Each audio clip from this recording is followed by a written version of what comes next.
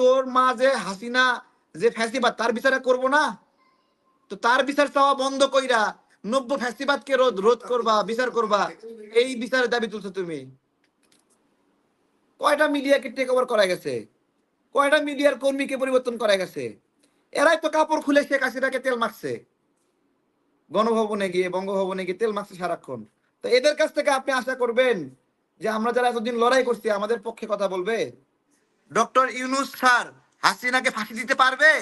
বলেন, yes no বলেন।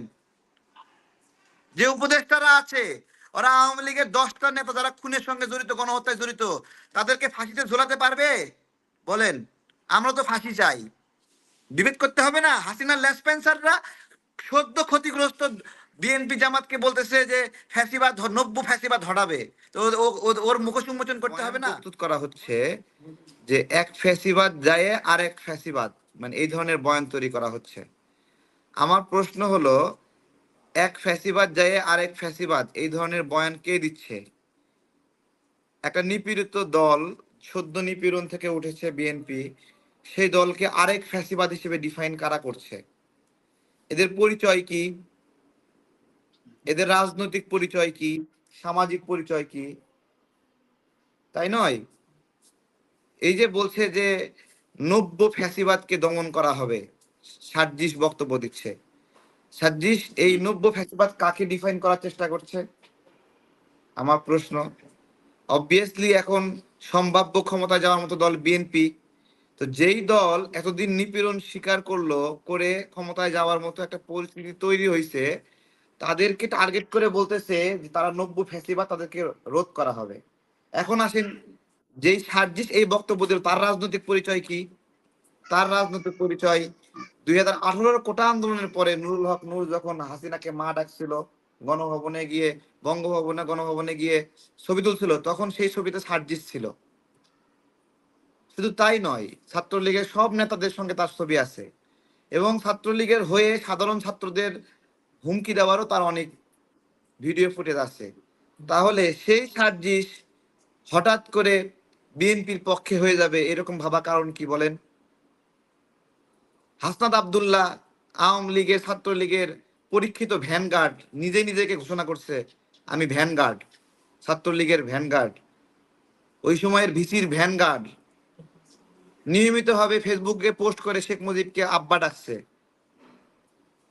তো ও তো বিএনপিকে ফ্যাসিবাদ বলবেই বলবেই।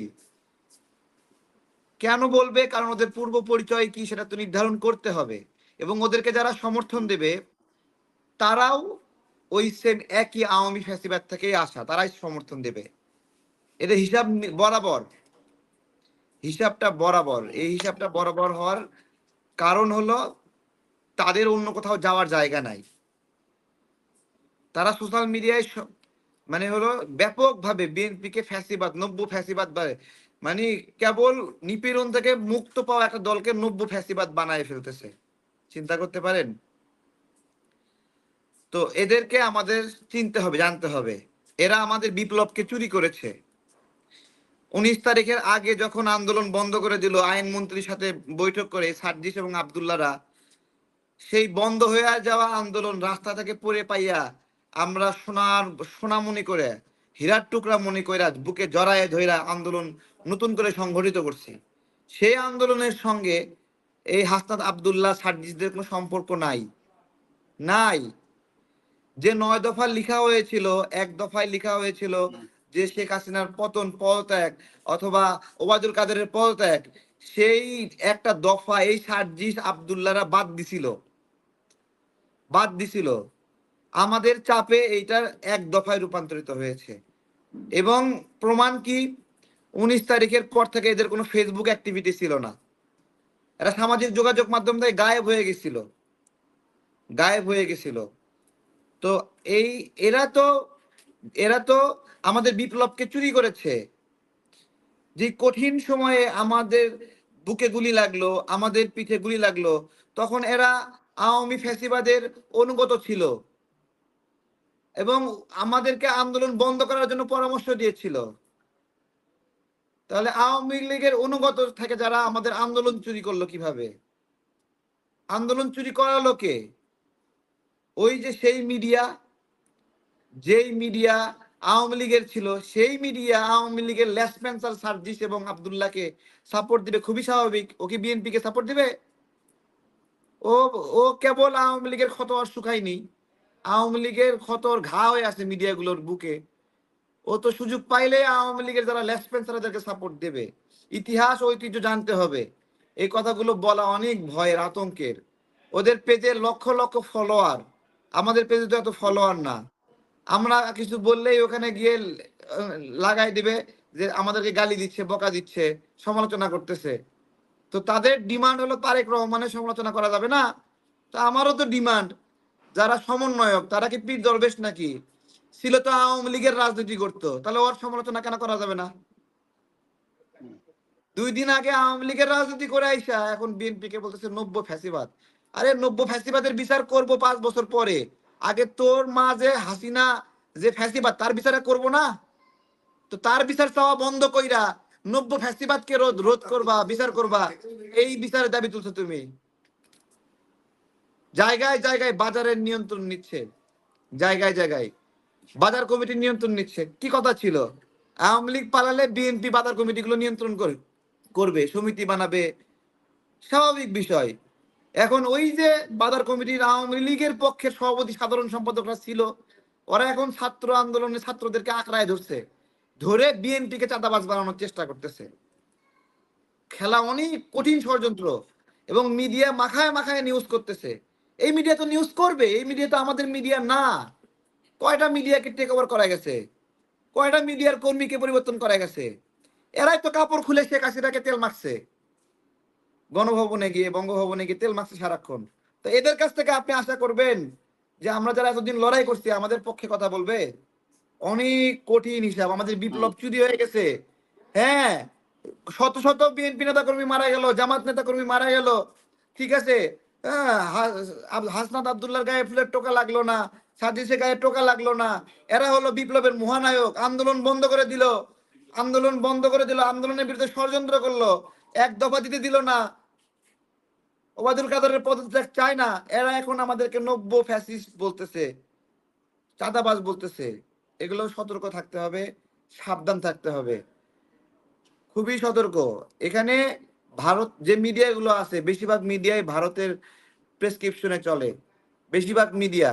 তো ওই ভারতের প্রেসক্রিপশনে চলা মিডিয়া আমাকে ফোকাস করবে, আমাকে টকশোতে ডাকবে? বলেন, আমি সারাক্ষণ ভারতের বিরুদ্ধে বলি? আমাদেরকে সেই সুযোগ আমাদের হবে না। তো আমরা আমাদের মতো করে লড়াইটা করছি, লড়াই আমরা আমাদের বিপ্লব চুরি হতে দেব না। আজকে আজকে শহীদ মিনারে ওখানে বিএনপির যারা আহত নিহত হয়েছে তাদেরকে ডাকা হয়েছিল, ঠিক আছে। একদল আহত এবং নিহত পরিবার সেখানে চলে গেছে, সেখানে পা ফেলার জায়গা নাই, সবগুলো বিএনপি করে। তো বিএনপি এতগুলো মানুষ মারা গেল, মানে হলো বিএনপি নাকি তারপরে কয় কয় শীর্ষে 15 বছরে পারেনি, এখন আসে শীর্ষে, এরকম করে হেই প্রতিপন্ন করে কথা বলতেছে এরা, ঠিক আছে।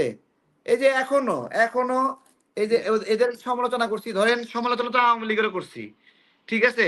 এখন এদের সমালোচনা করতেছি না, সঙ্গে সঙ্গে গালি দিচ্ছে, তোর মারে, এগুলো বলতেছে, এগুলো বলে বলে গালি দিচ্ছে। দেখবেন, এই যে দেখেন, আমি দেখাচ্ছি, দেখেন এগুলো বলতেছে। কেন সমন্বয়কদের সমালোচনা করা যাবে না? সমন্বয়কদের সমালোচনা করতে গেলে আমার মারে এসে কি করতে চায়, এই যে দেখেন, এগুলো এগুলো লিখছে, এগুলো লিখে পাঠাইছে, দেখেন এগুলো লিখে পাঠাচ্ছে, সারাক্ষণ হুমকি দিচ্ছে, সমালোচনা করা যাবে না। আমরা এগুলো তুলে ধরছি যে এই আন্দোলনে ও এখানে তো ভয়েসও আছে, দাঁড়ান। আমি নাম্বারে কল দিতেছি, ঠিক আছে? তুই নাম্বারে কল, মানে ওর কল আমি ধরতেছি না, সে আমার হুমকি দিচ্ছে সারাক্ষণ। এগুলো বয়েজে কি সারাক্ষণ বলছে হুমকি আপনাকে? দিচ্ছে, এগুলো দিচ্ছে না খাস্তা পাবে। আমার মারে গালি দিচ্ছে 1 বস্তা। আমি কি আপনাকে অডিওতে আমার মায়ের গালি শোনাবো? বলেন। না না, আপনাকে হুমকি দিচ্ছে যেটা বললেন, যে কি হ্যাঁ, হুমকি হুমকি দিয়ে বা দিচ্ছে কে যে তাদের যে বিরুদ্ধে হুমকি বলা দিচ্ছে তার যাবে না। পরিচয় জানতে পেরেছেন কিনা? তার পরিচয় বুঝতেছেন? জানতে এদের পেরেছেন কিনা? পরিচয় কি? পরিচয় দাঁড়ান, ছবি তো নাই এখানে, একটা ল্যাম্পুর ছবি দিছে, আরেফিন শিমুল সাইমুল বিদেশ থেকে ফোন দিছে। মানে সারা আওয়ামী লীগ গুলো ভর করছে এদের উপরে। না, আওয়ামী লীগ তো ফিরতে পারবে না, কোনো একটা রূপে তো থাকতে হবে, তাই না? মানে অবশ্যই হলো এই ছাত্র, ওই যে সার্জিস এবং Abdullah better of BNP, BNP চেয়ে বেটার ওদের কাছে। সো ওরা ওদেরকে যান জীবন দিয়ে সাপোর্ট দিবে, স্বাভাবিক। এরা হুমকি, হত্যার হুমকি দিচ্ছে কেন, এটা তো বুঝতে হবে, বুঝতে হবে। আমি তো বলতেছি, এই যে সারা বাংলাদেশে বদলি হচ্ছে, বদলি, এই বদলি কি এখন বিএনপি করাচ্ছে? কি কাজী মনিরুজ্জামান স্যার বিএনপি করাচ্ছে, জামাত করাচ্ছে বদলিগুলো? এই বদলিগুলো কে করাচ্ছে? আমাকে গতকাল এসে বলতেছে, তারেক ভাই ওদের সাথে পরিচয় আছে, আপনাদের তো রাজনীতি করতে টাকা পয়সা দরকার, আপনার হলো আপনার নির্বাচনে টাকা দিয়ে দেবো নি, আমাকে এই পদের জন্য একটু সুপারিশ করে দেন ওদেরকে বইলা। আমি বললাম এরকম চলতেছে নাকি? কয় ভাই এটা তো না চললে এমনি এমনি আসতাম না। সব চলতেছে, কেনা বেচা চলতেছে। সংস্কার কিসের সংস্কার? বাংলাদেশের সংস্কার কে করবে? আমলারা করবে? চোর যারা চোর, ওই আমলারা সংস্কার করবে বাংলাদেশের সংস্কার? বাংলাদেশের সংস্কার করতে হলে আমার মতামত নিতে হবে। আমি আমি বছরের পরে বছর রাস্তাঘাটে লড়াই করছি সংবিধানের হলো ভুল ত্রুটি নিয়ে। আমি আইনের, আইসিটি আইনের বিরুদ্ধে লড়াই করছি বছরের পরে বছর। তো আইসিটি আইনটা কেমন হবে আমার মতামত নিতে হবে। একটা আমলার মতামত নিয়ে সংস্কার হবে? হ্যাঁ, আমি আপনাদের কাছে জিজ্ঞাসা করছি, বলেন ডক্টর ইউনূস স্যার হাসিনাকে ফাঁসি দিতে পারবে? বলেন, ইয়েস নো বলেন। যে উপদেষ্টারা আছে ওরা আওয়ামী লীগের 10টা নেতা যারা খুনের সঙ্গে জড়িত, গণহত্যায় জড়িত, তাদেরকে ফাঁসিতে ঝোলাতে পারবে? বলেন। আমরা তো ফাঁসি চাই, তাই না? যেই আমাদের আমাদের ফিলিংসটা কেমন, রাস্তায় চোখের সামনে আমাদের বন্ধুদেরকে মারছে, হামাগুড়ি দিয়ে দিয়ে সেখানে যাই লাশটা টানে নিয়ে আসছি চোরের মতো করে, মাথার উপরে ঢাই ঢাই করে গুলি যাচ্ছে, এর মধ্যে নিয়ে আসতেছি। আমাদের লড়াইয়ের ফিলিংস ওই সার্জিস বুঝবে? হাসন আব্দুল্লাহ বুঝবে? কোন এলাকায় লড়াই করছে জিজ্ঞাসা করছি, কোন এলাকায় লড়াই করছে? ও হাসনাত এবং সার্জিসকে তো এদেশের মানুষ 5 তারিখের আগে চিনতও না, চিনতো না। 5 তারিখের পরে হাসিনা পড়ানোর বলে মিডিয়াগুলো পুরা ফোকাস দিচ্ছে এদের উপরে, যারা কিনা হাসিনার প্রতি আনুগত্য স্বীকার করছিল। শুনতে খারাপ লাগবে অনেকের, বলবে যে ঐক্য চাই না, বিভেদ করতেছি। বিভেদ করতে হবে না, বিভেদ করতে হবে না। হাসিনার লেসপেন্সাররা সদ্য ক্ষতিগ্রস্ত বিএনপি জামাতকে বলতেছে যে ফ্যাসিবাদ, নব্য ফ্যাসিবাদ হটাবে, তো ওর মুখ উন্মোচন করতে হবে না?